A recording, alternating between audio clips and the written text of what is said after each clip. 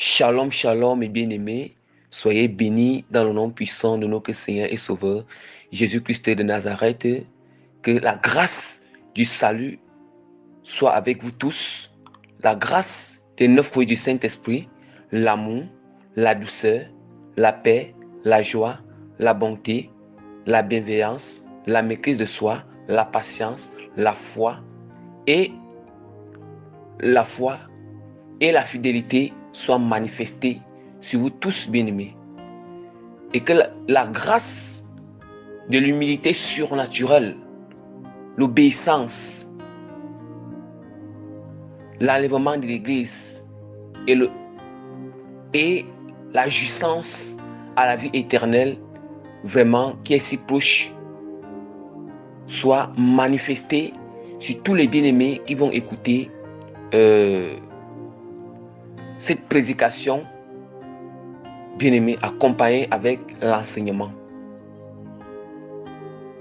Bien-aimés, sans toutefois tarder, je vais recommander ces moments de prédication accompagnés avec l'enseignement entre les mains de notre Seigneur Jésus-Christ de Nazareth.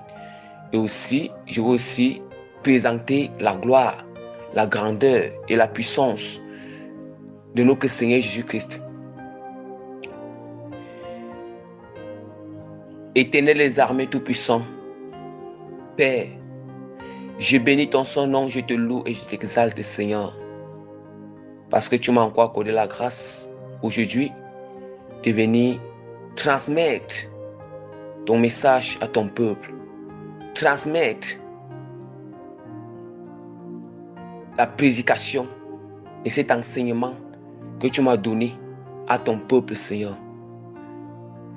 Je te suis reconnaissant, Père, parce que tu m'accordes toujours la force à tout moment de venir enseigner.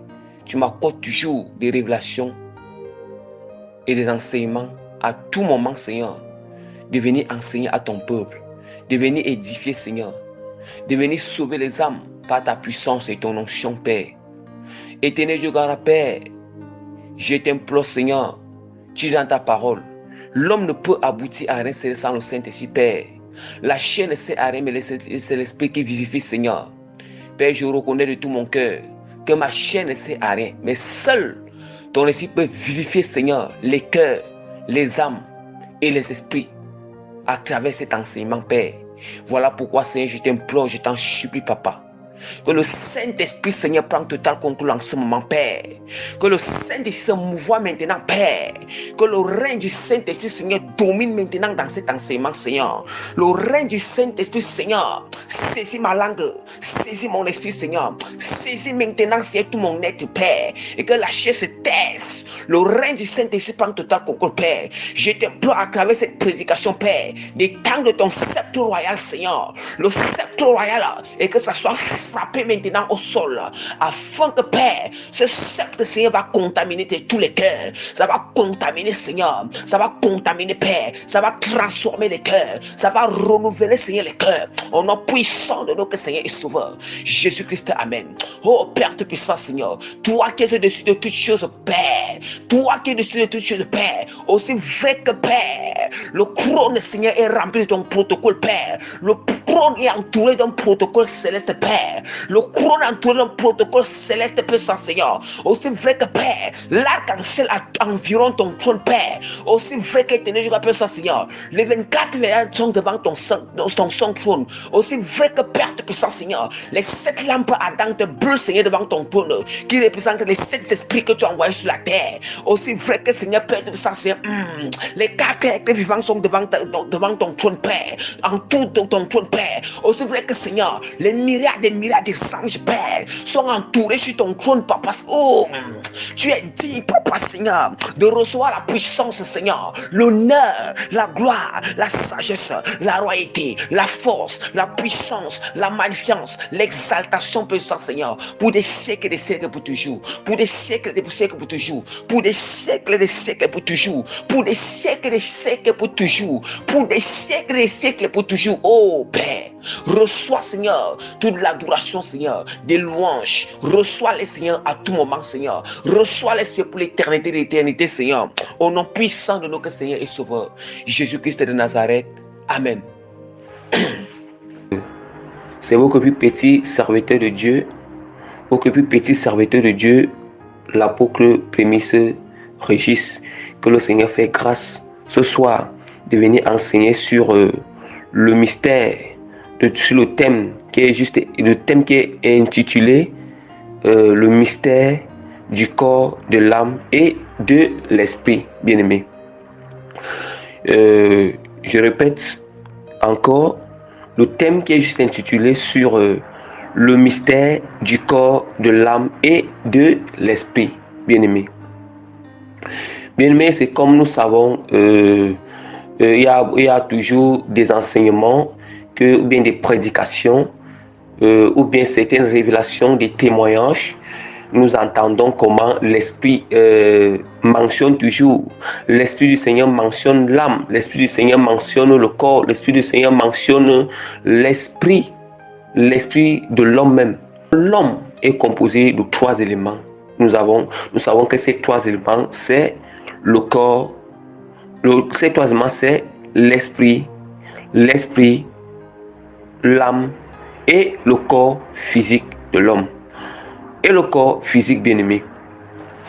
Donc, bien-aimé, sans toutefois tarder que la grâce que le Seigneur m'a fait, je vais juste annoncer très rapidement le sommet de ce thème. Le sommet de ce thème du mystère du corps, de l'âme et de l'esprit, qui est juste porté sur 4 parties. Ça veut dire le grand 1. Le grand 1, qu'est-ce que le corps, l'âme et l'esprit. Le grand 2, c'est comment les 3 éléments communiquent ensemble. Le grand 3, c'est le dispositif qui relie les 3 éléments. Le grand 4, c'est le grand 4 qui est porté sur la destination de ces 3 éléments après la mort. Bien-aimé. Donc, le premier Dieu, c'était juste le Dieu de l'introduction. Cet Dieu, c'est l'introduction. Vous montrez déjà comment le corps de cet enseignement va se présenter. Le corps de ce thème se présentera, avoir déjà une aperçu ou bien l'idée de qu'est-ce que nous allons parler. Parce que l'introduction déjà nous montre déjà tout ce que nous allons parler. Ça nous montre déjà toutes choses. Ça nous montre toutes choses. Et ça nous montre toutes choses. Donc vraiment bien aimé, je vais commencer avec le grand 1. Le grand 1 sur le voice suivant qui est juste porté sur qu'est-ce que signifie le corps, l'âme et l'esprit. Donc la suite dans le voice suivant. Mais déjà les passages bibliques que je vais, au fur et à mesure que je vais enseigner, avant de commencer à enseigner le grand 1, le grand 2, je mets d'abord les passages bibliques en haut. Ces passages bibliques que je vais mettre en haut, ce sont ces passages-là qui vont soutenir le grand 1. Donc, qui vont soutenir le grand 1. Le grand 1 qui est qu'est-ce que le corps, l'âme et l'esprit. Donc, soyez bénis dans le nom puissant de Jésus. Juste la suite dans le voice suivant.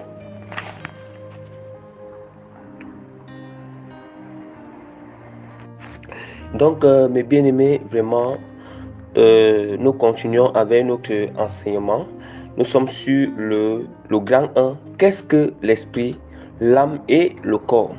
Maintenant, le grand A est juste... Le grand A se repose sur l'esprit, bien-aimé. C'est quoi déjà l'esprit? Parce que c'est toujours bien de connaître ce que signifie l'esprit, bien-aimé. Ce que signifie l'esprit, bien-aimé. Déjà, l'esprit, c'est la pensée. L'esprit, c'est la pensée. En d'autres termes, l'esprit, c'est aussi un système cognitif, donc capable d'avoir conscience de Dieu, et de communiquer avec son esprit. D'abord, son esprit, c'est quoi? L'esprit du Seigneur. L'esprit, je reprends par la grâce du Seigneur. L'esprit, c'est la pensée. En d'autres termes, c'est aussi un système cognitif capable d'avoir conscience de Dieu. D'avoir conscience de Dieu et de communiquer avec l'esprit de Dieu. Et de communiquer avec son esprit. Eh bien aimé, c'est quoi déjà le système cognitif? Vous avez entendu parler d'un mot cognitif. C'est quoi le système cognitif? Le système cognitif, c'est le système cognitif, c'est comme un ensemble de processus. Donc, un ensemble de processus mentaux. Un ensemble de processus mentaux qui regroupe notre mémoire, notre langage, notre raisonnement, l'intelligence, la connaissance et la résolution. Voilà un peu ce que signifie le système cognitif. Voilà pourquoi j'ai dit que l'esprit, c'est encore, après avoir d'abord dit que l'esprit, c'est la pensée, donc j'ai dit que l'esprit encore, c'est, en d'autres termes, l'esprit, c'est aussi un système cognitif capable d'avoir conscience de Dieu et de communiquer avec l'esprit de Dieu. Ou avec son esprit. D'où maintenant, je vous ai parlé que le système cognitif, c'est un ensemble de processus mentaux qui regroupent notre mémoire, le langage, le raisonnement, l'intelligence, la connaissance et la résolution. Là maintenant, l'intelligence, la connaissance, la résolution qui est ici là. Ici maintenant, c'est ce qu'on appelle l'intelligence, notre propre intelligence que nous sommes nés avec, pas déjà l'intelligence du Seigneur, notre propre intelligence, notre propre connaissance, donc c'est un peu ça. Donc disons à peu près, c'est un peu, disons à peu près quand nous ne sommes pas encore nés de nouveau, quand nous sommes dans le Seigneur. Quand nous sommes dans le Seigneur. Donc, quel est le rôle? Je vais vous donner la fonction de l'esprit. Quelle est la fonction de l'esprit? La fonction de l'esprit, c'est juste là pour communiquer avec Dieu. La fonction de notre esprit est là pour communiquer avec Dieu. On dit que Dieu est esprit. Et voilà pourquoi Dieu a aussi mis l'esprit en nous. Le Seigneur a aussi mis l'esprit en nous. Parce qu'il savait qu'il devait envoyer son Esprit Saint habiter en l'homme. Maintenant, quand son Esprit Saint habitait en l'homme, bien aimé, son Esprit Saint habitait en l'homme parce que l'Esprit du Seigneur, c'est là maintenant qu'on dit que l'Esprit qu'on parle ici, c'est l'Esprit de l'homme même, l'Esprit que Dieu nous a créé avec. L'esprit que Dieu nous a créé avec, bien-aimé, que le Seigneur nous a créé avec. Maintenant, c'est quand nous naissons avec cet esprit. Nous naissons avec cet esprit, autant pour moi. Nous naissons avec cet esprit, bien-aimé. Avec cet esprit. Et maintenant, nous regardons que maintenant, c'est pour ça qu'on dit que il y a la nouvelle naissance. Parce que la première naissance, c'est quoi? C'est la naissance physique. Or, la naissance physique, ça veut dire que l'âme aussi est née et nos propres esprits sont nés. L'âme, l'esprit et notre corps sont nés ensemble. C'est ça qui est la naissance physique, la première naissance. La nouvelle naissance, c'est quoi? La nouvelle naissance, c'est que l'Esprit du Seigneur vient habiter en nous. Ça veut dire que l'Esprit de Dieu vient former un seul esprit avec notre esprit. Donc ils deviennent quoi? Ils deviennent une seule chose. Ils deviennent uniques.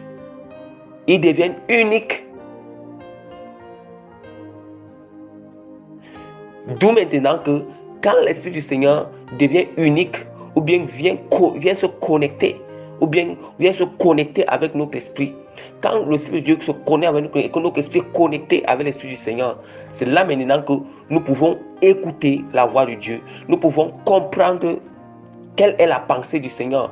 C'est d'où maintenant que notre intelligence est renouvelée. L'intelligence est renouvelée. Pourquoi est-ce que l'intelligence est renouvelée? À cause que nous sommes nés de nouveau, à cause que l'Esprit du Seigneur est déjà venu habiter, est déjà venu se connecter, est déjà venu nous sommes nés de nouveau. L'Esprit de Dieu est déjà venu former une seule chose avec notre esprit bien-aimé. Avec notre esprit. Puisque quand je vous parle de mystère, le mystère du corps de l'âme, le mystère c'est quelque chose qui est caché. Le mystère c'est quelque chose qui est caché. Et maintenant, il faut que ça soit révélé. Il faut qu'on sache. Il faut qu'on sache maintenant comment ces choses-là fonctionnent. Comment ça se passe. Voilà pourquoi il dit que le mystère du corps de l'âme et de l'esprit. Par la grâce du Seigneur. Donc, bien-aimés, nous constatons, bien-aimés, et nous savons que l'esprit a encore une autre fonction. C'est l'esprit qui cause, c'est notre esprit. C'est l'esprit qui cause avec Dieu. L'esprit cause avec Dieu. Même quand le Seigneur parle à notre esprit, que ce soit ceux qui écoutent la voix de Dieu par voix audible. Par voix audible là, ou bien la voix audible, c'est ça qu'on appelle que dans la parole de Dieu. La parole de Dieu nous précise que cette voix, on appelle ça, dans l'Apocalypse, la parole de Dieu nous précise que cette voix, on appelle ça une voix qui résonne comme des chutes d'eau. Voilà. Ou bien une voix qui résonne comme le tonnerre. C'est ce que la parole de Dieu nous dit dans l'Apocalypse. Donc certains disent souvent que par voix audible, mais moi, en fait, par la grâce du Seigneur, je préfère toujours appeler une voix qui résonne comme des chutes d'eau. Quand il dit une voix qui résonne comme le chute d'eau, comme le tonnerre, ça veut dire une voix qui résonne audiblement. Même quand Dieu nous parle à une voix qui résonne audiblement, il parle à notre esprit. C'est à notre esprit que Dieu est en train de parler. Eh bien aimé. C'est à notre esprit. Même quand le Saint-Esprit est en train d'inspirer, il inspire à notre esprit. Voilà. Il inspire à notre esprit. Même quand le Seigneur nous montre quelque chose dans les songes et les visions, il montre à notre esprit. D'où maintenant on dit souvent que le corps dort, mais l'esprit ne dort pas, bien aimé. Voilà pourquoi Jésus a dit quoi? Jésus a dit que veillez et priez afin que vous ne tombiez pas dans les tentations. L'esprit est bien disposé, mais la chair est faible. L'esprit est bien disposé, mais la chair est faible. Vous-même vous entendez, il y a comment Jésus dit que l'esprit est toujours disposé, mais c'est la chair qui est souvent faible. C'est la chair qui est souvent faible, bien-aimé. L'esprit, c'est encore quoi? L'esprit, c'est encore le souffle. L'esprit, en fait, l'esprit, c'est encore le souffle de vie. L'esprit, c'est le souffle que Dieu. L'esprit est le souffle. Notre esprit, c'est le souffle que Dieu a déposé en nous. Le souffle que Dieu a insufflé dans nos narines. Quand on entend que le souffle, c'est l'esprit de Dieu. Ce n'est pas l'esprit de Dieu. L'esprit qui est en nous, c'est le souffle de Dieu. C'est le souffle de Dieu. Et c'est le souffle de Dieu, bien-aimé.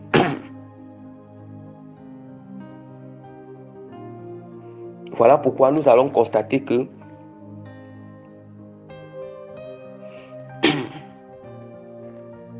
c'est pour ça que j'aimerais aussi vous faire comprendre que, bien-aimé, quand on parle que des dons, quand on dit que le don de sagesse, le don d'intelligence, le don de conseil, le don de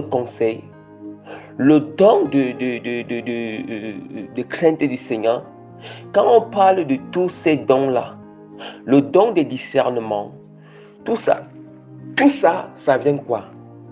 Il y a ce qu'on appelle ces dons-là qui viennent du Seigneur parce qu'il y a ce qu'on appelle notre propre intelligence, notre propre sagesse, notre propre intelligence, autant pour moi, notre propre intelligence, notre propre sagesse, bien-aimé. Notre propre discernement. Oui, c'est pour ça que vous allez voir que quand on était encore dans le monde, ou certains qui étaient encore dans le monde, vous allez voir que quand tu n'étais pas encore dans le Seigneur, dans le monde, en fait, tu avais un discernement en toi. Tu avais...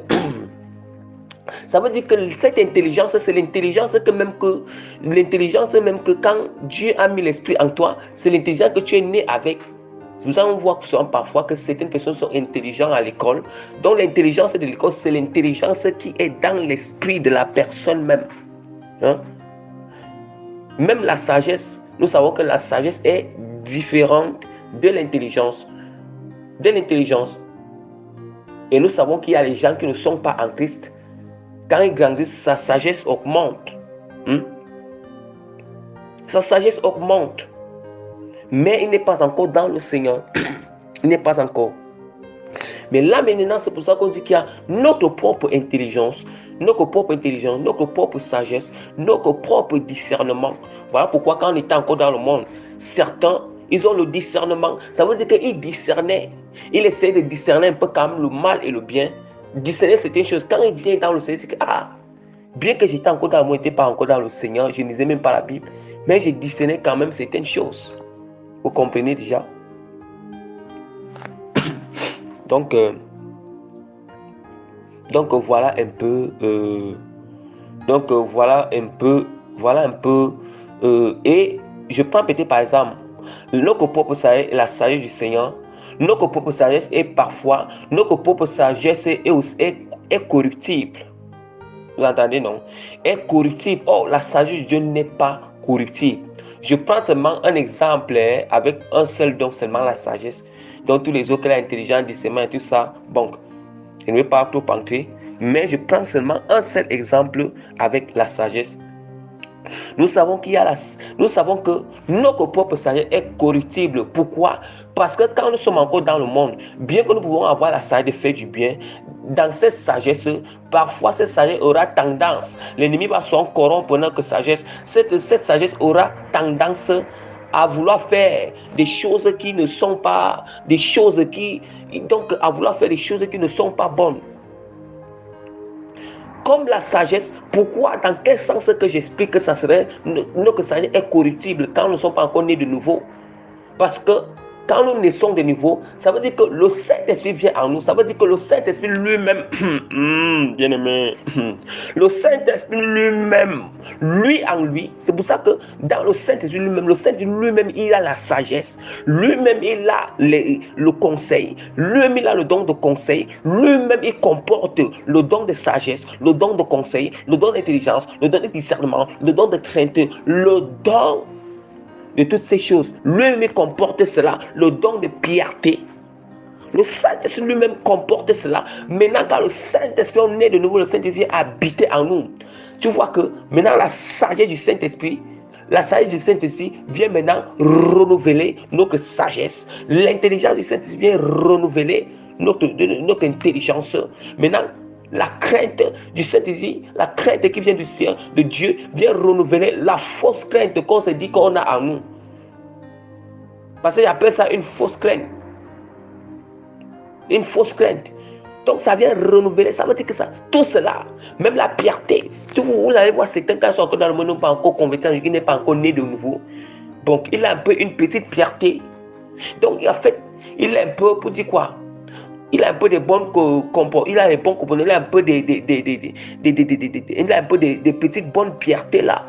Mais quand le Saint, il est né de nouveau, le Saint-Esprit vient maintenant, il vient renouveler toutes ces choses-là en cette personne. Le renouvellement n'est pas seulement dans l'intelligence aussi, mais aussi dans tous les autres dons là, même dans la sagesse. Pourquoi est-ce que la sagesse peut être corruptible? La sagesse, comme je vous l'ai expliqué, quand nous ne sommes pas encore nés de nouveau, nous ne sommes plus garantis quand nous sommes nés de nouveau. Or, quand nous ne sommes pas encore nés de nouveau, ça fait que même si notre sagesse peut faire ce qui est bien, notre sagesse sera tendance à être corruptible. Pourquoi est-ce que ça sera corruptible? Parce qu'il n'y a pas une puissance, une force en nous. Une force en nous qui peut dominer la corruptibilité de l'ennemi. La corruption. Donc la corruption de l'ennemi. Comment est-ce que l'ennemi peut corrompre notre sagesse? Eh bien aimé. Voici comment l'ennemi peut corrompre notre sagesse, bien aimé. Hein? Premièrement déjà, quelqu'un peut faire qu'il est en train de faire une bonne affaire. Tu fais une bonne affaire avec une personne. Tu fais une bonne affaire avec une personne. Maintenant, dans cette affaire, vous devez être quitte. Égal. Vous devez être quitte égal. Ou bien maintenant, tu vas utiliser une ruse. Ça veut dire que toi, tu vas penser que tu vas chercher tout et pour tout à gagner beaucoup plus, à dépasser ton prochain là. Mais tu vas mettre cette sagesse. Ça veut dire que tu vas mettre la sagesse en œuvre. Tu vas te dire que tu es trop sage. Tu vas te dire que vraiment, je suis trop sage. J'ai gagné cette personne. Or, ça c'est ça, l'ennemi est en train de corrompre ta sagesse. Il est en train de corrompre ta sagesse. Même la même chose, je prends par exemple, les gens qui volent. Les gens qui volent, vous savez que avant d'aller voler, s'il va aller voler la nuit, toute la journée, il est en train de faire les équations dans sa tête. Ça veut dire qu'il est en train d'utiliser, l'ennemi est en train de corrompre sa sagesse afin d'établir les équations. Comment je vais faire? Il faut que, voici la position des autres personnes, voici un peu le plan de l'attaque. Mais ils mettent le plan de cette attaque, le plan du braquage, le plan de ce vol. C'est là maintenant que c'est pas une sagesse corrompue, une sagesse corrompue, bien aimé. Une sagesse corrompue. D'où maintenant je vous ai dit que quand nous naissons de nouveau, d'où maintenant vous dites que et c'est pour ça que d'où maintenant que comme il y a ce qu'on appelle l'esprit de Dieu, il y a ce qu'on appelle l'esprit du diable. Oui, l'esprit du diable. C'est pour ça que nous allons constater quand nous ne sommes pas encore nés de nouveau, l'esprit du diable influence beaucoup notre esprit. Ça influence beaucoup. C'est combien de fois que nous sommes bien nés de nouveau, l'ennemi vient nous oppresser, l'ennemi vient nous tenter. Mais quand même nous ne sommes pas encore nés de nouveau, notre esprit est beaucoup plus influencé par l'esprit de l'ennemi, par l'esprit du diable. Et c'est pour ça que toute personne qui n'est pas encore convertie en Jésus-Christ, lui d'abord n'a pas le Saint-Esprit, et maintenant n'est pas encore né, lui n'a pas le Saint-Esprit, il est beaucoup plus influencé par l'esprit de l'ennemi. Voilà pourquoi vous comprenez souvent qu'on doit être prudent. Voilà pourquoi vous constatez qu'entre les païens et les chrétiens, il y a entre les païens et les chrétiens, vous voyez que les païens n'aiment pas trop approcher les chrétiens, mais c'est plutôt les chrétiens qui peuvent s'approcher des païens afin de les évangéliser.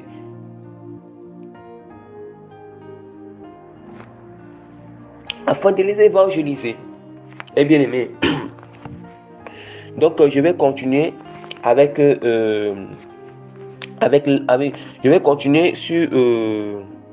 je continue juste avec le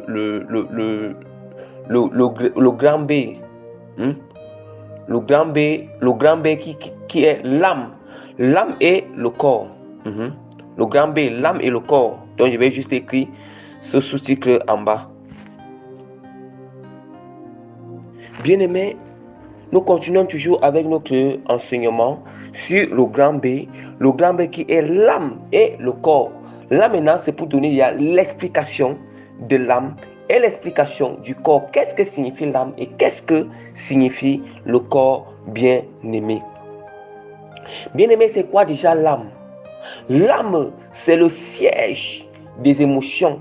L'âme, c'est le siège des émotions, des affections, des désirs de notre propre, de la volonté, des désirs de la volonté et de notre volonté. Eh bien aimé, de notre volonté. Donc l'âme c'est le siège des émotions, des affections, des désirs et des désirs de notre propre volonté. Voilà. des désirs de notre propre volonté, bien-aimés. Des désirs de notre propre volonté. L'âme, voilà l'âme. Voilà ce que signifie l'âme, bien-aimé.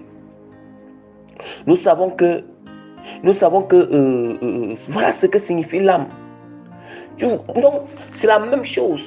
Quand nous ne sommes pas encore convertis, nous ne sommes pas encore convertis en Jésus-Christ, nous avons des affections selon notre âme. Nous avons des affections, nous avons des désirs, nous avons certaines affections, des émotions, parfois qui sont impures. Le diable aussi, il corrompt nos émotions, il corrompt nos désirs, il corrompt nos affections, bien-aimés. Il corrompt.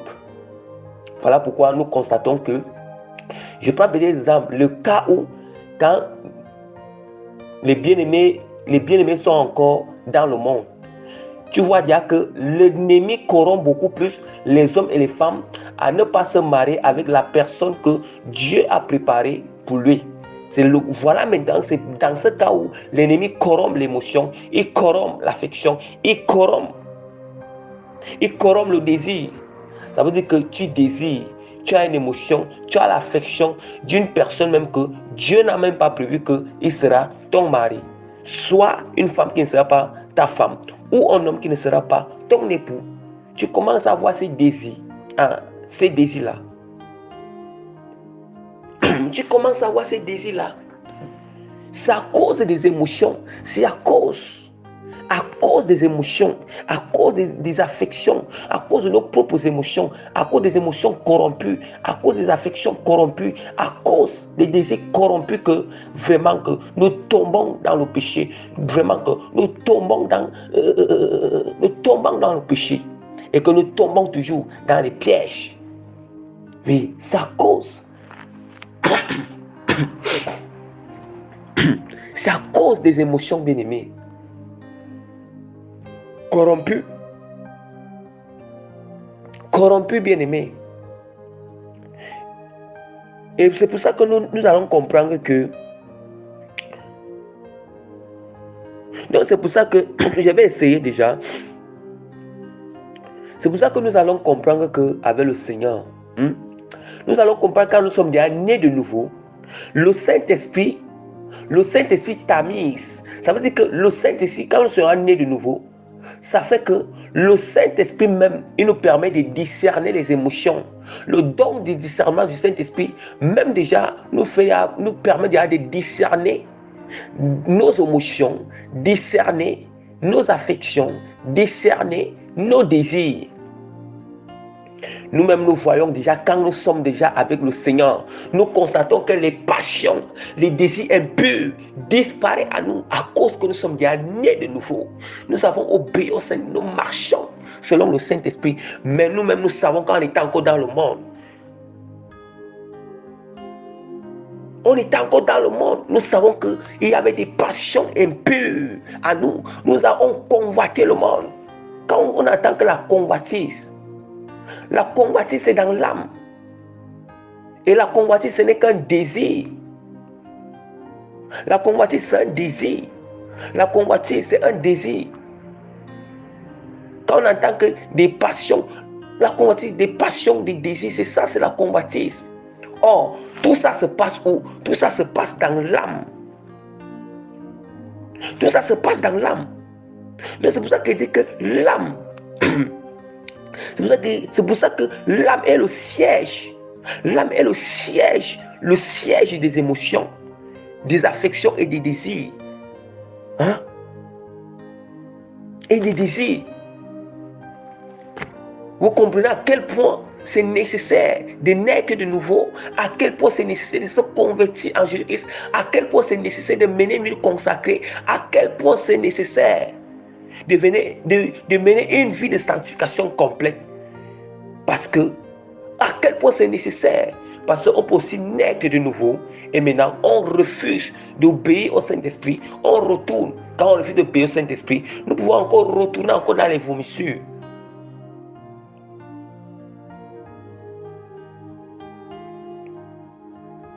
Toutes ces choses Donc je vais lire la parole de Dieu dans 1 Samuel chapitre 18, verset 1. David avait achevé de parler à Saül. Et dès lors, l'âme de Jonathan fut attachée à l'âme de David. Et Jonathan l'aima comme son âme. On dit que l'âme de Jonathan fut attachée à l'âme de David. Qu'est-ce qu'il peut faire? Qu'est-ce qui a fait que l'âme de Jonathan fut attachée à l'âme de David? C'est l'amour. Vous comprenez, il y a ce qu'on appelle, c'est pour ça que quand nous parlons, il y a ce qu'on appelle l'amour. Parce que quand on a l'affection avec une personne, l'affection peut être quoi? L'affection peut être comme l'amour qu'on a avec la personne. Et c'est comme ça peut être l'affection impure. L'affection qui est impure et l'affection qui est pure. Or, l'affection qui est pure. L'amour que Dieu nous parle ici, que l'âme de David s'est attachée à l'âme de Jonathan. Et Jonathan l'aima comme son âme. C'était un amour de Dieu. C'était un amour du Seigneur. Là, ce n'était pas une affection impure, mais c'était une affection pure. C'était une affection qui est pure, bien-aimé. Une affection qui est pure, bien-aimé. C'est important de connaître le mystère du corps de l'âme. Qu'est-ce qui est caché même? Qu'est-ce qui est caché derrière ces trois éléments? Qu'est-ce qu'il y a derrière? C'est très important, bien-aimé. C'est très important de connaître cela. Voilà pourquoi Dieu a fait grâce que je puisse m'amener dans les profondeurs pour enseigner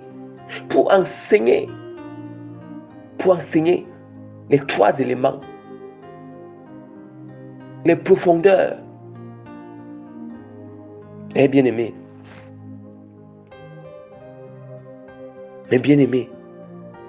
voilà. Quand on avait toujours tout ça, toutes ces passions qui ne n'ont pas le Seigneur, quand on entend qu'on a des désirs,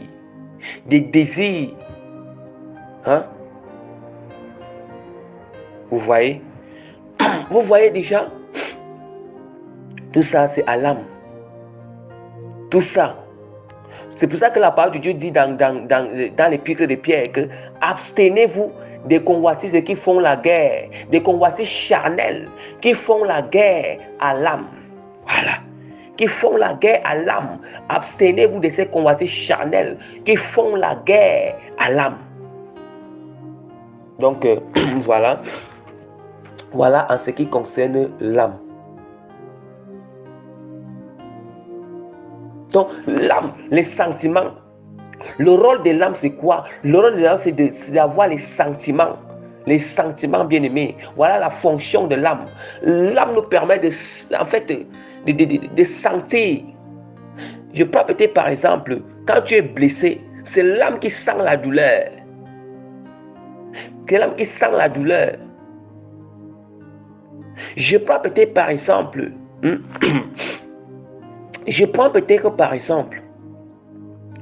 c'est pour ça que il y a aussi l'âme a 5 sens. L'âme il y a les 5 sens de l'âme. Quand nous écoutons lui. Quand nous écoutons, lui c'est quoi? Quand nous écoutons, c'est l'âme. C'est l'âme qui écoute. C'est l'âme qui écoute, bien-aimé. Quand nous ressentons l'odorat, quand nous ressentons quand on aspire l'odeur dans nos narines, c'est l'âme qui est en train d'aspirer cette odeur. En fait, c'est l'âme qui distingue si l'odeur, il peut dire quoi? C'est l'âme qui distingue si l'odeur est bonne ou mauvaise. L'odeur est bonne ou mauvaise. Quand nous parlons, bien-aimés, c'est l'âme qui parle. C'est l'âme qui est en train de parler. C'est l'âme qui est en train de parler. Voilà un peu les fonctions de l'âme. Et les fonctions de l'âme qui se passent sur ces 5 sens. Quand on nous touche, quand notre peau est touchée, si nous sommes blessés, c'est l'âme va ressentir les douleurs. Quand quelqu'un te touche, quand tu ressens que quelqu'un t'a touché, c'est l'âme qui ressent qu'une personne t'a touché. Qui ressent qu'une personne t'a touché. C'est nécessaire que les chrétiens doivent connaître toutes ces choses. Quand on connaît ces choses, c'est l'âme, on connaît déjà comment on connaît déjà comment atteindre, comment vaincre l'ennemi dans notre combat spirituel. Les secrets comme ça sont les choses comme ça sont vraiment importantes. Important. C'est l'âme qui ressent. L'âme.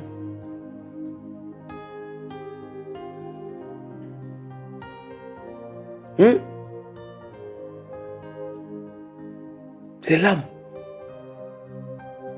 Vous voyez que même avec les yeux physiques, là, quand nous regardons avec les yeux physiques là, comme ça, c'est l'âme. C'est l'âme. C'est l'âme qui est en train de voir. Bien aimé.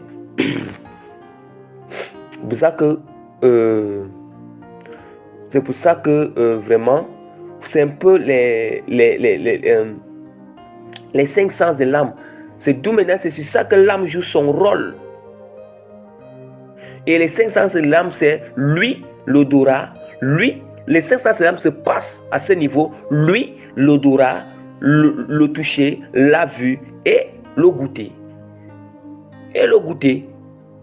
Même quand nous goûtons la nourriture, c'est l'âme. C'est l'âme qui dit c'est la nourriture, toutes ces choses. Si la nourriture est bonne ou mauvaise.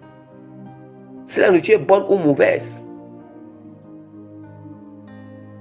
Donc sur ces 5 sens, c'est l'âme qui joue sur ces 5 sens. Même quand tu as le désir de manger quelque chose, c'est l'âme. Oui, c'est l'âme. C'est l'âme. Donc, bien aimé, maintenant nous allons parler maintenant du corps. Le corps physique. Du corps physique. C'est quoi le corps physique, bien aimé? C'est quoi le corps? Le corps physique. Troisième élément, le corps physique. Le corps physique, c'est un ensemble. C'est un ensemble composé de la chair. De la chair. C'est un ensemble composé de la chair, la peau, la chair, la peau, le muscle, les articulations, bref, la tête, le tronc et les 4 membres. Et maintenant, les organes internes. Voilà le corps physique. Et les organes internes. Quand nous parlons des organes internes, nous savons que le cœur est l'organe interne. Le cœur qui est fait de chair. Le cœur est l'organe interne. Les intestins sont en fait, tout le reste là, ce sont des organes internes. Des organes internes, bien aimés. Des organes internes. Voilà ce que signifie le corps physique. Maintenant, bien aimé, nous allons passer sur le grand 2 qui est comment les trois éléments communiquent ensemble. Comment les 3 éléments communiquent ensemble, bien aimé. Comment les 3 éléments communiquent ensemble.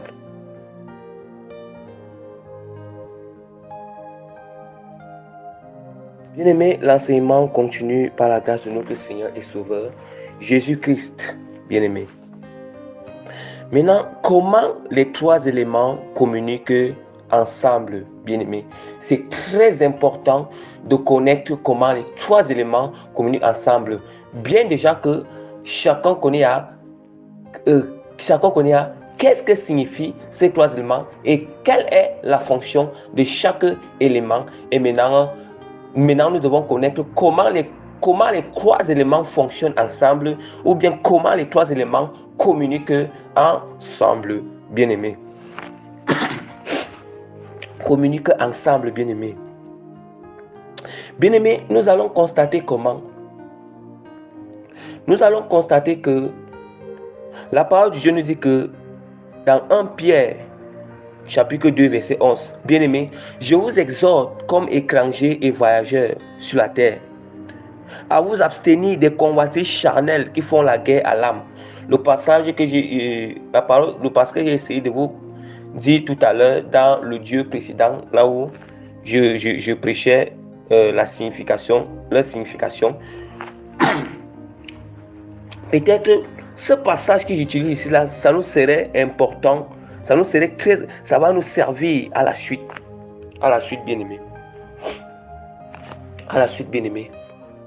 Nous savons que, comme je vous ai dit, qu'il y a notre esprit, notre âme et notre corps. Il y a ce qu'on appelle l'esprit du Seigneur et l'esprit du diable. Maintenant, l'esprit de Dieu, quand nous sommes nés de nouveau, vous voyez que l'esprit du Seigneur vient habiter en nous. C'est ça. L'esprit de Dieu vient habiter en nous.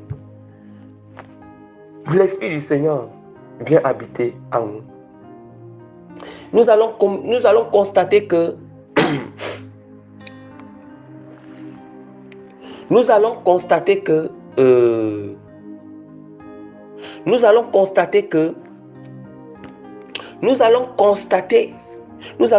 que Dieu parle beaucoup du cœur, bien-aimé. Dieu parle. Pourquoi est-ce que le Seigneur parle beaucoup du cœur? Pourquoi est-ce que on dit toujours que Dieu dit toujours que notre cœur doit être disposé dans la prière? Notre cœur doit être pur dans la prière. Notre cœur doit être pur quand nous partons devant le Seigneur. Pourquoi?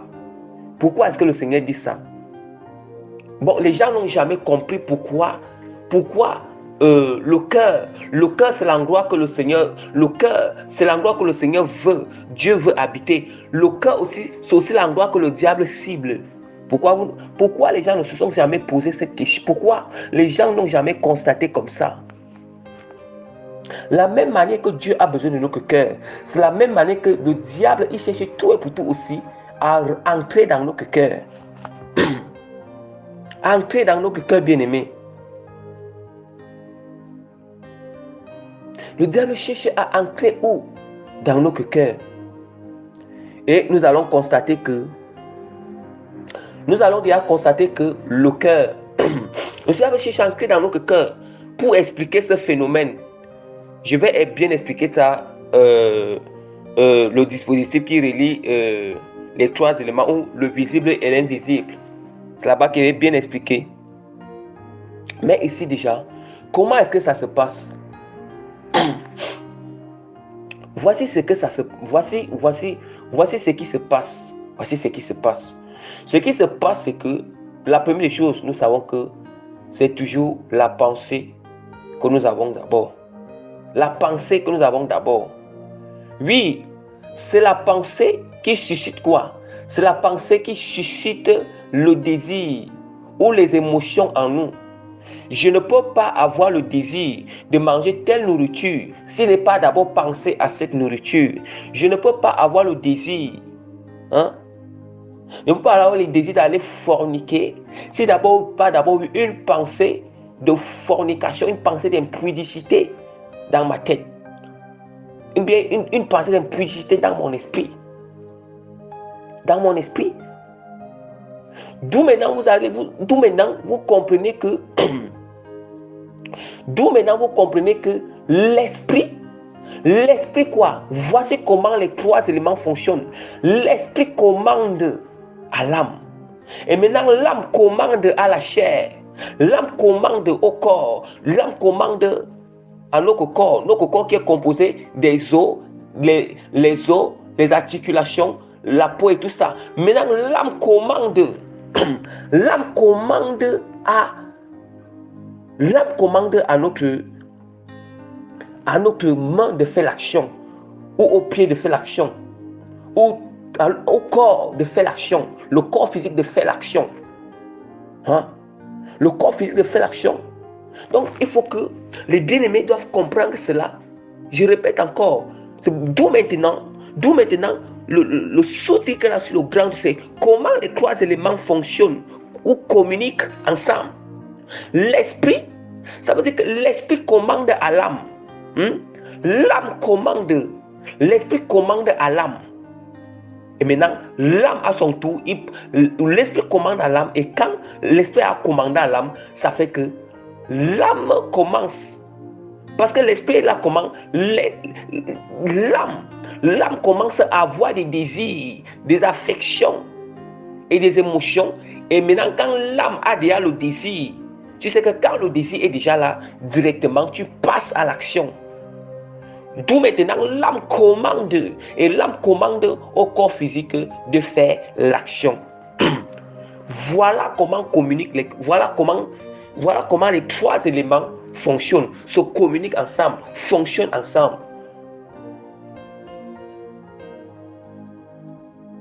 Voilà la relation qui se passe. D'où maintenant vous comprenez que, c'est là maintenant vous comprenez qu'il y a l'esprit du diable et l'esprit de Dieu. Vous comprenez que si c'est l'esprit de l'ennemi, si c'est l'esprit du diable, c'est pour ça que vous comprenez que l'esprit du diable, il souffle aussi dans nos pensées. Hein? Quand l'esprit du diable souffle dans nos pensées, directement, notre esprit va recevoir les ondes négatives du diable. Et quand ça va recevoir les ondes négatives, directement, notre esprit à notre tour va aussi commander des désirs impurs, va transférer ou bien va communiquer, l'esprit à notre tour va communiquer les désirs que lui, il a reçus de l'esprit de l'ennemi. Il communique ça à l'âme. Et l'âme maintenant va recevoir. Oh, nous savons que ce qui vient de l'ennemi est impur. Si notre esprit reçoit ce qui est impur, directement, l'esprit va communiquer à notre âme les désirs impurs. Et maintenant, après avoir reçu ces désirs impurs, ces affections impures, ces émotions impures, nous allons pratiquer les actions impures, des actions abominables et des actions qui n'honorent pas le Seigneur. Quand vous entendez qu'on parle l'état d'âme.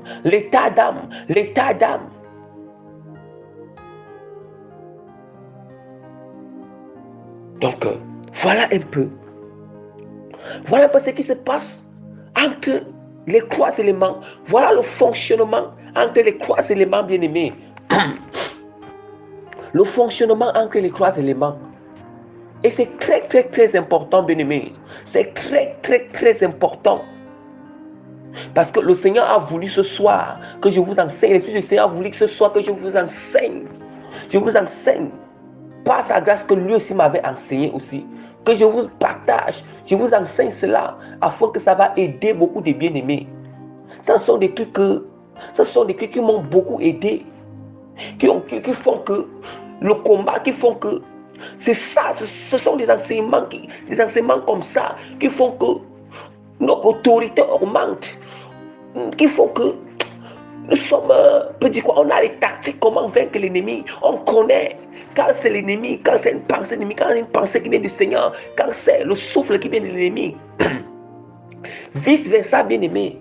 Nous voyons que quand nous naissons de nouveau, nous voyons bien que quand c'est l'Esprit du Seigneur, c'est d'où maintenant que quand nous sommes connectés, nous obéissons au Seigneur. Quand c'est l'Esprit de Dieu aussi qui nous inspire, l'Esprit de Dieu t'inspire. L'Esprit de Dieu t'inspire, ou Dieu te parle comme une voix qui résonne comme le shidoku, ou comme par une voix audiblement dans ton esprit. Donc, ça veut dire que directement, ce que l'Esprit du Seigneur communique à ton esprit, nous savons que ce qui vient de l'Esprit de Dieu, ce sont des ondes positives. Ce sont des ondes positives. D'où maintenant je vous ai dit que le discernement doit se passer au niveau de l'esprit, au niveau même de l'âme. Voilà pourquoi quand nous sentons, on sent qu'il y a les onctions de certains pasteurs qui prêchent avec puissance, des faux pasteurs qui sont allés prendre quoi? Qui sont allés faire du fétichisme, qui sont allés prendre les onctions dans le monde des ténèbres. Ils ont aussi une puissante onction en eux. C'est pour ça que quand vous ressentez, parfois si vous ressentez un peu cette puissance qui sort de leur bouche, ça veut dire que tu dois discerner. Si ton esprit n'a pas pu discerner, fais que le Saint-Esprit discerne le sentiment. Discerne quand tu ressens cela. Est-ce que c'est négatif? Est-ce que cette onction, cette énergie est négative? Il faut savoir connaître quand l'énergie, Quand Dieu nous communique, quand le Seigneur, l'Esprit du Seigneur communique à notre esprit, l'Esprit du Seigneur communique à notre esprit les désirs du Seigneur. Ça veut dire que quand l'Esprit du Seigneur communique à notre esprit la pensée de Dieu, qu'est-ce qui se passe, bien-aimé? Nous allons voir que notre esprit va recevoir, et nous savons que ce qui vient du Seigneur, c'est une onde positive. C'est une pensée positive. C'est ce qui nous amène à la vie éternelle. C'est ce qui nous amène sur le bon chemin. Ce qui nous amène sur le bon chemin, bien-aimé. Ce qui nous amène sur le bon chemin. Et c'est pour ça que nous allons constater que quand notre esprit reçoit les ondes positives du Seigneur, directement, notre esprit va aussi communiquer à notre âme. Ces ondes-là, et quand ça va communiquer avec ces ondes, l'âme va ressentir les désirs du Seigneur, les sentiments du Seigneur. Voilà pourquoi on parle que les 9 fruits du Saint-Esprit, quand on parle l'amour, cet amour, ça veut dire que le Saint-Esprit comporte ces 9 fruits, l'amour, la paix, la joie, la bonté, la patience, la douceur, la fidélité, la tempérance et la foi. Qu'est-ce que ça signifie? Le Saint-Esprit, c'est lui qui comporte ces 9 fruits. Quand nous sommes nés de nouveau, c'est lui qui comporte ces 9 fruits, bien-aimés. Le Saint-Esprit commence à communiquer ces 9 fruits à notre esprit. Ça veut dire qu'il commence, puisque le Saint-Esprit est lié avec notre esprit, il est uni avec notre esprit directement, notre esprit commence à communiquer ces 9 fruits à l'âme. Et l'âme commence à ressentir quoi? L'âme. C'est pour ça que vous allez constater que dans votre cœur, vous commencez à ressentir l'amour du Seigneur dans le cœur, l'amour de Dieu dans le cœur, la paix du Seigneur dans le cœur, le repos du Seigneur dans le cœur, la bonté du Seigneur dans le cœur, envers ton prochain et envers le Seigneur. Et envers le Seigneur. Et envers le Seigneur, bien-aimé. Vous comprenez déjà? Vous comprenez comment les 3 éléments fonctionnent ensemble. Et maintenant, tu vois déjà que quand tu as l'amour, les 9 fruits dans ton cœur, maintenant, tu vas commencer à manifester cela par la grâce du Seigneur. Tu vas commencer à manifester par les actions. Tu peux aider quelqu'un, tu aides quelqu'un, tu aimes, comme tu aimes ton prochain, quelqu'un qui est dans la souffrance, tu vas l'aider. Tu vas lui donner à manger. Si quelqu'un a besoin d'argent, tu vas lui donner de l'argent. C'est ça l'amour. Oh, il a fallu d'abord naître de nouveau. Il a fallu que le Saint-Esprit d'abord. Il a fallu que le Saint-Esprit soit un avec ton esprit. Communique cela à ton esprit. Et maintenant que ton esprit en retour communique à ton âme. Ton esprit en retour communique quoi? Cela à ton âme, et que l'âme en retour puisse avoir, et que l'âme puisse avoir ses désirs. Et maintenant l'âme en retour va commander. Ça veut dire que ces désirs de l'amour qui vient de Dieu, les 9 fruits, l'âme maintenant va commander quoi? Communiquer au corps physique, commander au corps physique. Tout maintenant vous comprenez que quand le cœur ressent déjà ces désirs, le cœur ressent cet amour directement.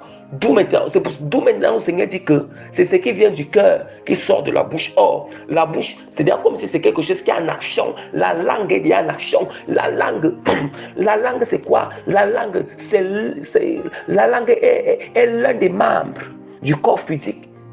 La langue, c'est la chair. C'est l'un des membres du corps physique. C'est pour ça que vous voyez que même si c'est la parole qui sort, il a fallu que ça vienne de la bouche. Si c'est l'action qui se passe, il a fallu que ça vienne du cœur. Parce que c'est là-bas que l'âme a injecté les désirs. Et le cœur n'est que le seul endroit où l'âme injecte les désirs, les émotions. Et l'âme ne peut qu'injecter les mauvais désirs, les mauvaises émotions, les mauvaises affections. Si c'est qu'au départ, notre esprit a reçu des ondes négatives de l'ennemi qu'on appelle des mauvaises pensées. Et l'âme ne peut que produire les bons désirs, les désirs purs, les désirs de la volonté de Dieu dans le cœur. Si et seulement si notre esprit a reçu quoi? Notre esprit a reçu des ondes positives qui viennent du Seigneur, qui viennent de l'Esprit du Seigneur. Les ondes positifs qui viennent de l'Esprit du Seigneur, c'est quoi? C'est la pensée du Seigneur. Une pensée que Dieu communique en nous. C'est la volonté de l'Éternel. C'est ce qui nous conduit à la vie éternelle. Et bien aimé, voilà ce que je voulais vous expliquer. Comment ces 3 éléments fonctionnent. Et c'est pour ça que la parole de Dieu dit que abstenez-vous des convoitises charnelles qui font la guerre à l'âme. On ne peut pas avoir ces convoitises charnelles. Qu'est-ce qui ces convoitises charnelles? Si c'est que quoi? Si c'est que on n'a pas eu de mauvaises pensées. D'où maintenant que nous constatons que, nous allons constater que c'est l'âme. Nous allons constater que Dieu a besoin de l'âme. Le diable aussi a besoin de l'âme. Le diable aussi a besoin de notre âme, d'apporter ça en enfer. Et vous savez que, comme le diable est esprit, et Dieu est esprit, et pour que Dieu puisse avoir notre âme, Dieu y passe aussi par le moyen de son esprit, par le moyen de communiquer sa volonté dans notre esprit. Et maintenant, si on accepte la volonté de Dieu dans notre esprit, nous maintenant, notre âme maintenant, notre esprit va communiquer à notre âme la volonté de Dieu. Et là maintenant, notre âme maintenant est gagnée pour le royaume des cieux. Ça, c'est dans le sens que nous sommes déjà nés de nouveau. La même chose, quand on entend que les convoitises qui font la guerre, les convoitises charnelles qui font la guerre à l'âme, et nous savons que ce qui est de la chair, c'est une pensée qui vient du diable, une pensée qui vient de l'ennemi. Or, la pensée qui vient de l'ennemi, c'est quoi? L'ennemi va t'injecter une mauvaise pensée. Et quand il injecte, il communique une mauvaise pensée dans ton esprit. Maintenant, ton esprit en retour, notre esprit en retour, va communiquer dans notre cœur, dans l'âme, une pensée qui ne venait pas de l'ennemi. Et maintenant, c'est ça qui va faire que, c'est ça qu'on appelle cette convoitise, va faire la guerre à l'âme. Ça va faire la guerre à l'âme. Et quand ça va faire la guerre à l'âme, soit l'âme va succomber, l'âme va tomber, l'âme va succomber, soit l'âme va résister. Et si l'âme succombe, ça veut dire que nous allons pratiquer dans la chair ce qui n'honore pas le Seigneur. Ça veut dire que tout péché que nous voyons que nous pratiquons là, ou qu'on est encore dans le monde, tout se passe comme je vous ai expliqué. Voilà comment ça se passe.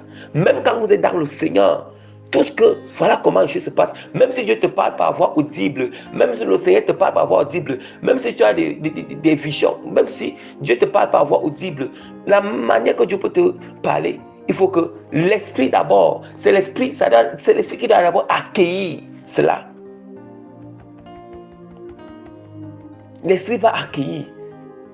Voilà pourquoi on dit qu'on doit toujours discerner toutes choses. On ne doit pas écouter aussi. Et on doit discerner toutes choses avec l'esprit. Donc, je continue l'enseignement sur le grand 4. Le grand 3. Le grand 3 qui est le dispositif qui relie les 3 éléments, ou bien l'invisible et le visible.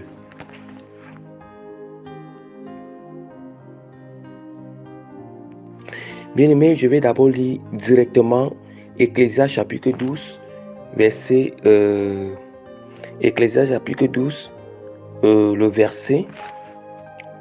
7 jusqu'à 10. Où l'on redoute ce qui est élevé, où l'on a des terreurs en chemin, où la mandier fleurit, où la sauterelle devient pesante, où la carpe n'a plus d'effet, car l'homme s'en va vers sa demeure éternelle et les pleurs parcourent les rues.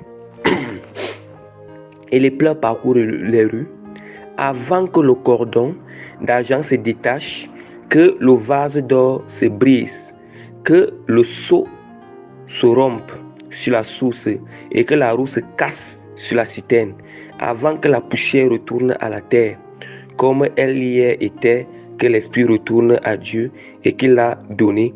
Vanité des vanités, dit Ecclésiaste, tout est vanité.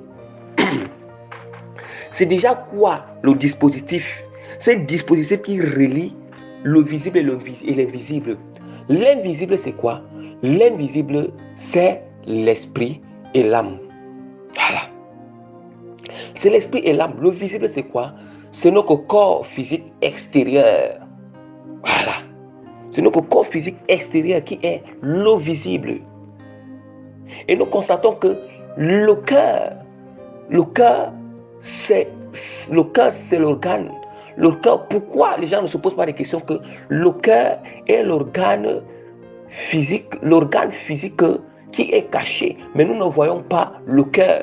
D'où maintenant on dit que nous ne voyons pas ce qui est dans le cœur de la personne. C'est seul Dieu qui voit ce qui est dans le cœur de la personne.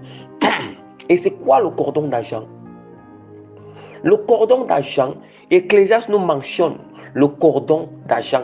Or, ces dispositifs qui relient l'invisible et le visible, les trois éléments, on appelle ces dispositifs que le cordon d'argent. Le cordon d'argent. Parce que j'explique comme ça, il va encore repasser, encore lire le passage et expliquer dans les profondeurs. On appelle ce dispositif que le cordon d'argent. Le cordon d'argent, c'est un dispositif qui relie l'invisible et le visible. Ou bien c'est un dispositif qui relie les trois éléments. Et maintenant, c'est ce dispositif-là qui permet qu'il y ait quoi? C'est ça qui permet que les trois éléments se communiquent ensemble. Les trois éléments se communiquent ensemble. D'où maintenant, je vais vous expliquer par la grâce du Seigneur. Comment est-ce qu'on a les désirs dans le cœur? Pourquoi est-ce que Dieu habite dans le cœur? Pourquoi est-ce que le cœur c'est un royaume de cieux caché? Et pourquoi est-ce que le cœur peut aussi être quoi? Un enfer caché. Le cœur c'est un royaume de Dieu caché lorsque nous laissons que Dieu habite dans notre cœur. Lorsque nous naissons de nouveau, nous obéissons au Seigneur. Nous laissons que Jésus-Christ habite dans notre cœur. Mais le cœur, c'est aussi quoi? C'est aussi un enfer caché lorsque nous laissons, comme je vous ai expliqué, comment les trois éléments communiquent. Lorsque nous laissons que l'ennemi d'abord injecte les mauvaises pensées dans notre esprit et notre esprit communique déjà ce qu'il a reçu des mauvaises pensées de l'ennemi à notre âme et notre âme communique les désirs au cœur. Et le cœur à son tour, quand le cœur a ces désirs-là, le cœur maintenant fait que la chair passe à l'action. La chair passe à l'action. Et ce cordon d'argent-là est comment? Le cordon d'argent-là est relié. Ça veut dire que c'est relié au cœur. Voilà. Ça veut dire que comment, les gens peuvent se poser la question que comment est-ce que l'âme et l'esprit, comment est-ce que les trois éléments sont reliés? Les gens se posent des questions. Comment est-ce que l'esprit et l'âme se relient vraiment au corps physique? Mais c'est à cause du cordon d'argent, c'est à cause de ces dispositifs. De ces dispositifs bien-aimés. C'est à cause de ces dispositifs bien-aimés. Ça veut dire quoi? Le cordon d'argent là est relié directement au cœur. Ça veut dire quoi? Notre esprit est relié à notre âme. Et notre âme est reliée au cordon d'argent. Et le cordon d'argent est relié directement à notre cœur. Vous avez tout compris. Et relié directement à notre cœur. Voilà pourquoi nous constatons que ce cordon est comme un tuyau. C'est comme un canal. Un canal. Voilà pourquoi quand nous recevons des mauvaises pensées qui viennent de l'ennemi, ou bien quand nous recevons les pensées positives, des pensées qui sont de la volonté du Seigneur, quand ces pensées-là sont communiquées à notre âme, maintenant l'âme à son tour communique. Pour que l'âme communique au corps physique, l'âme communique au cœur, l'âme communique au corps physique, il faut que l'âme maintenant doit communiquer par ce cordon d'argent qui est ce canal, parce que ce cordon est directement relié au cœur. Est directement relié au cœur. Et bien aimé, je prends peut-être par exemple. Voilà.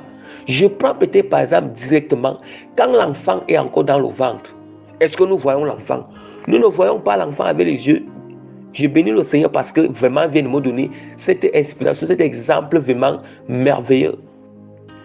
Quand l'enfant est encore dans le ventre, on ne voit pas l'enfant. On ne voit pas l'enfant. On ne voit pas l'enfant. Mais nous ne voyons pas comment est-ce que l'enfant grandit dans le ventre. Comment est-ce que l'enfant mange dans le ventre. Ça veut dire que ce que sa mère mange, l'enfant mange par le cordon ombilical. Voilà, la même manière que vous voyez que l'enfant est relié à sa mère par le cordon ombilical, le bébé est relié à sa mère par le cordon ombilical, c'est la même chose. C'est ce genre de cordon-là qui relie quoi? Qui relie le visible, l'invisible, et le visible, c'est que l'invisible qui n'est que l'âme et l'esprit, et maintenant le visible qui est le corps physique. Et maintenant, ce cordon d'argent est relié au cœur. Voilà pourquoi on peut avoir les désirs impurs dans le cœur. Voilà pourquoi on peut avoir la haine. On a la haine dans le cœur quand nous-mêmes on s'est laissé séduire par ces mauvaises pensées. Par ces mauvaises pensées. Hein? La haine là passe. Quand la haine là passe par le cordon d'argent afin de venir habiter dans le cœur. Maintenant on commence à avoir la haine. Nous commençons à avoir la haine. Oh, directement. Voilà le cordon d'argent. Et maintenant, c'est le cordon d'argent qui fait que, c'est ça qui fait souvent l'arrêt des battements du cœur quand quelqu'un meurt. Je relis encore. L'homme redoute ce qui est élevé. Qu'est-ce qui est élevé? C'est Dieu qui est élevé. Et l'homme a des terreurs en chemin où la mangue fleurit, où la sauterelle devient paysanne, où la capre n'a plus d'effet. Là, la parole de Dieu est en train de nous parler de comment est-ce que les capres, la mangue qui n'est que un arbre qui produit aussi des fruits. Et maintenant aussi, on ne parle comment eux, ils périssent aussi. Maintenant, quand on finit de dire que maintenant on revient sur l'homme, comment l'homme périt, car l'homme s'en va vers sa demeure éternelle. La demeure éternelle, la demeure éternelle de l'homme peut être quoi? Ça peut être soit l'enfer, soit le paradis, soit l'enfer, soit le paradis. Vers sa demeure éternelle. Et les pleurs parcourent les rues.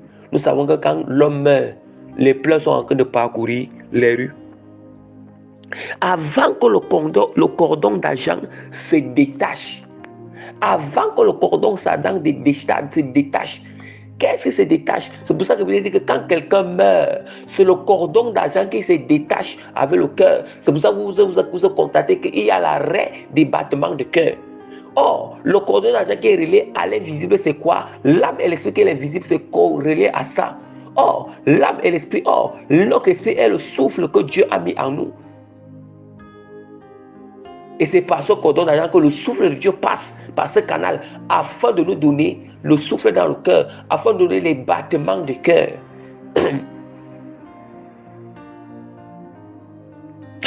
Avant que le cordon se détache, que le vase d'or se brise, le vase d'or c'est notre corps, que le vase d'or se brise. Le vase d'or se brise et que le seau se rompe sur le corps, sur la source. Le vase se brise comment? Quand la terre, quand notre corps va pourrir, retourne à la poussière pour aller pourrir. Voilà comment le vase se rompe. Avant que la poussière... Aïe, bien-aimé, je m'arrête d'abord là.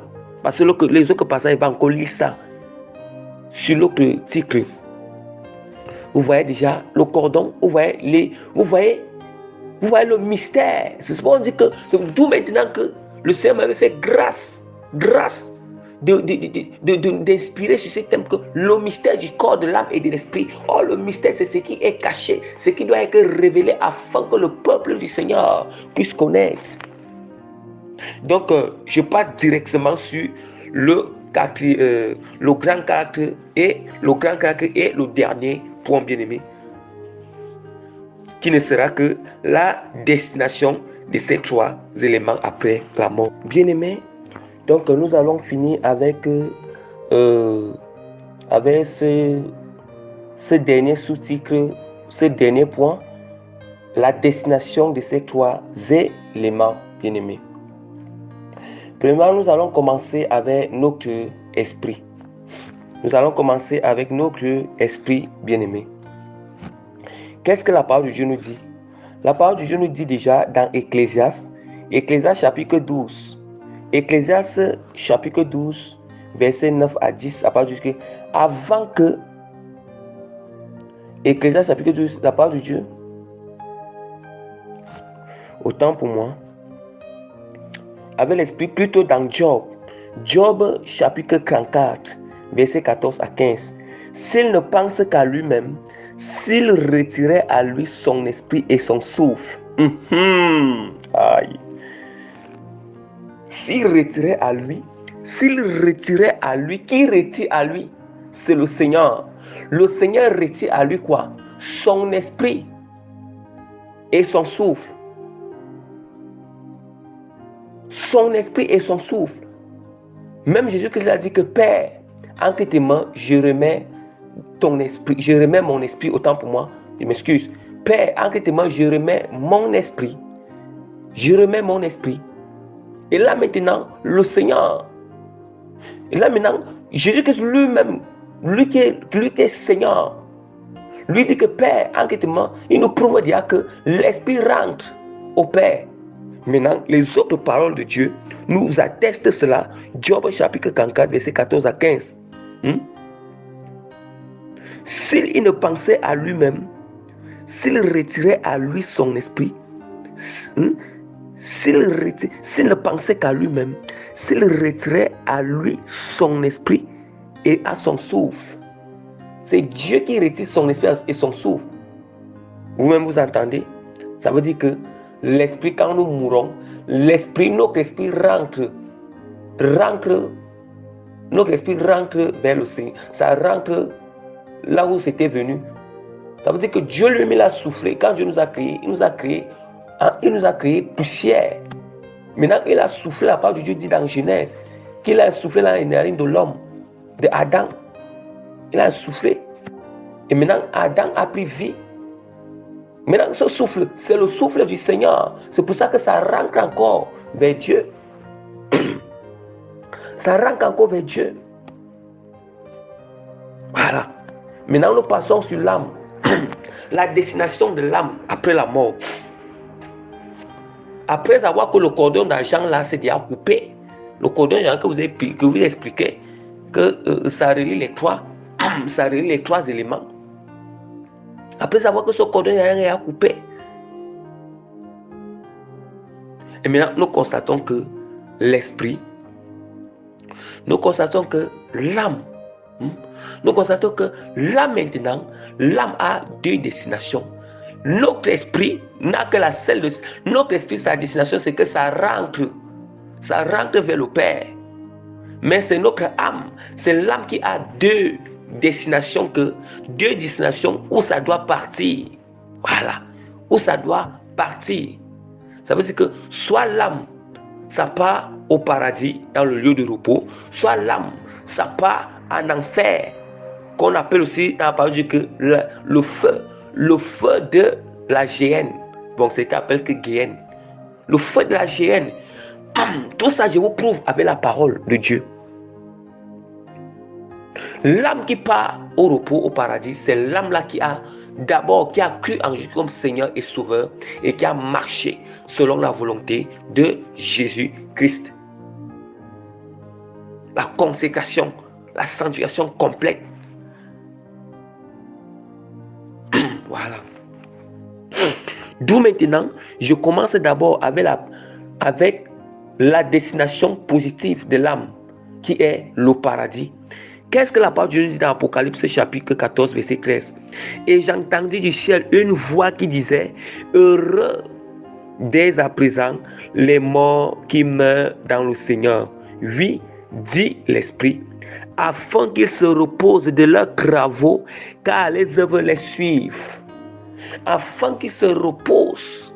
On dit que heureux dès à présent les morts qui meurent dans le Seigneur. Dieu précise. Afin que ton âme, pour que ton âme passe, nous savons que le lieu de repos c'est le paradis. Afin que ton âme passe se reposer là-bas, il faut quoi? Il faut,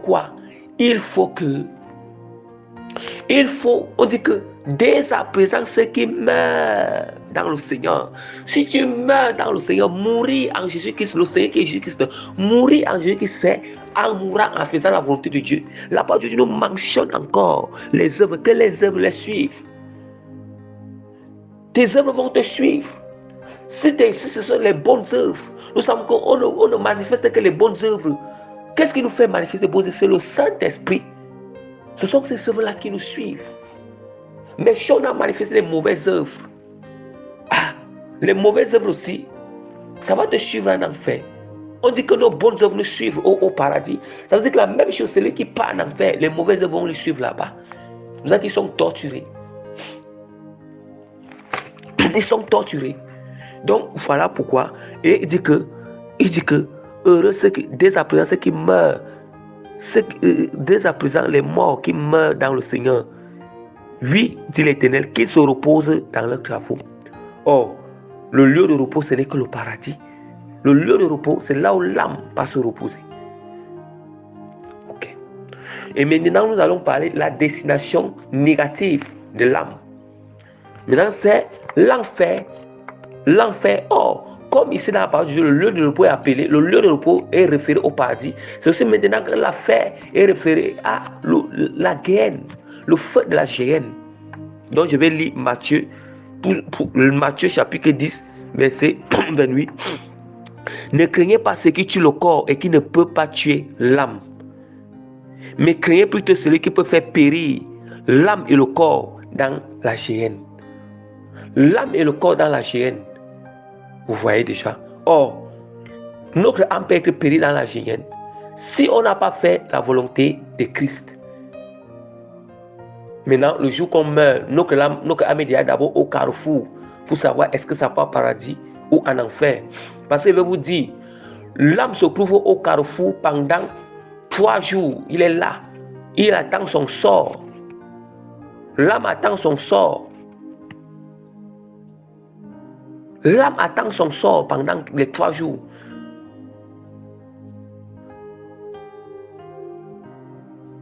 C'est après ces 3 jours-là. C'est après ces 3 jours-là que, soit, si tu n'as pas fait la volonté de Dieu, c'est le démon qui va venir t'accueillir pour partir avec toi en enfer. Surtout, c'est le démon qui va venir t'accueillir pour partir avec toi en enfer. Parce que quand on meurt, maintenant, le démon vient. Si on n'a pas fait la volonté de Christ, on n'a pas fait la volonté de Christ, le démon vient par notre âme, il part en enfer. Maintenant, si c'est que nous avons fait la volonté du Seigneur, Dieu envoie son ange pour venir nous chercher afin de monter avec notre âme au paradis. Au paradis, dans le lieu de repos. Donc, maintenant, la destination du corps physique. La destination de notre corps physique, ce n'est que quoi? Ce n'est que dans la terre, dans le tombeau. Voilà sa destination. Il rentre dans la poussière. Nous savons quand le tombeau est creusé, c'est la terre qu'on creuse. On creuse la terre encore pour jeter encore la poussière. On jette encore la terre dans la terre. Notre corps n'est que c'est la terre. On le jette là-bas, oui, pour devenir encore la terre. Quand vous comprenez qu'on ne doit pas se fier à la chair, on ne doit pas se fier aux convoitises du monde, on ne doit pas se fier à toutes ces choses. Quand Dieu nous demande qu'on doit sortir là-bas, parce que le sort de l'homme est souvent très mauvais après sa mort. Quand on n'a pas marché selon la volonté de Dieu. Un corps même qui va périr.